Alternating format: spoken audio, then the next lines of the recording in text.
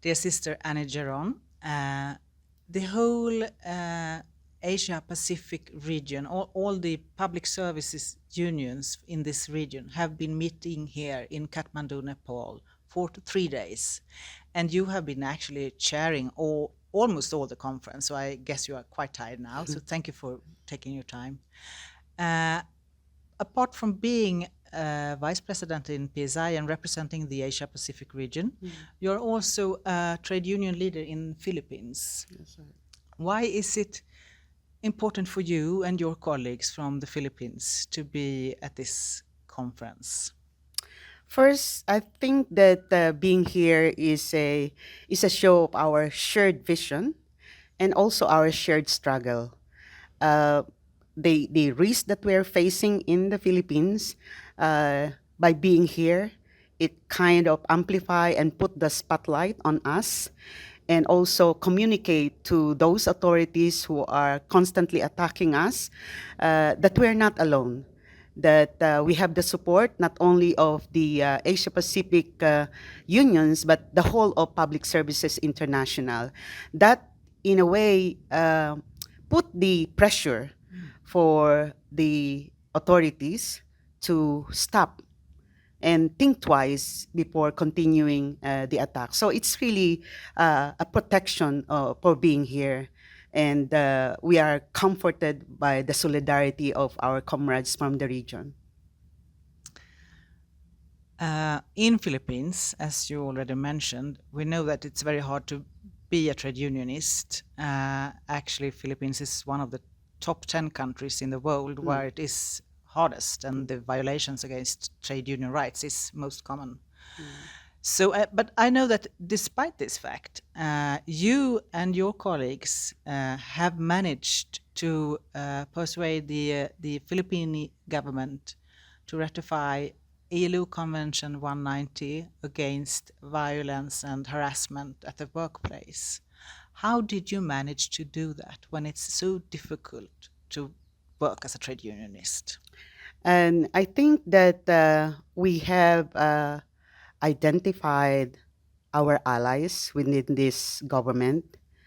The, the issue of violence and harassment, uh, we were listened to because also the government wanted to prove that they are denying of their, direct responsibility on the attack. So the ratification would be a proof that the government is not, in any way complicit in this attack.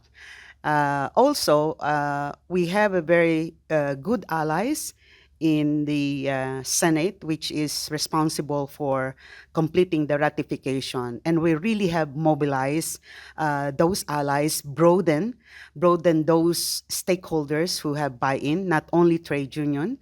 And that's the reason why we are able in 3.5 years during the COVID at that, to persuade them to ratify the ILO Convention 190. And this is a proof that the government wants to tell the world that we are doing something on this not enviable spot of being one of the most dangerous country to be a worker, and that's the Philippines. It's really amazing work. Congratulations to that. So important. May I put one more question? Sure. Now, after the APRECON here in Nepal, you and your colleagues will turn back to Philippines.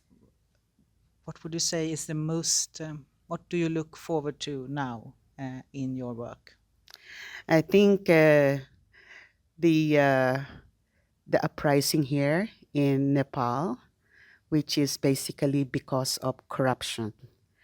And we are facing back in the Philippines the same issue on corruption.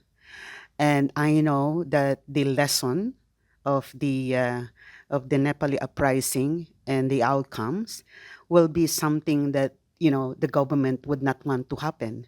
And there is a good chance for the ongoing investigation of corruption on public works and projects, to be there will be sincere investigation. So we would like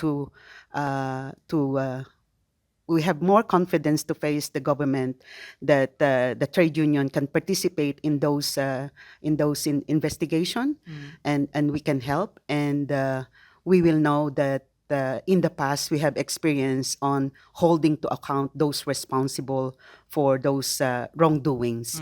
So that's the major takeaway. I know it was risky. A lot of people have been calling me because of the situation in Nepal. However, it's also all over the news in the Philippines that, when people say enough is enough on corruption, you will face this kind of reaction from the people who would like to reclaim decency and good governance, and to stop corruption. Thank you so much, Annie. Thank you.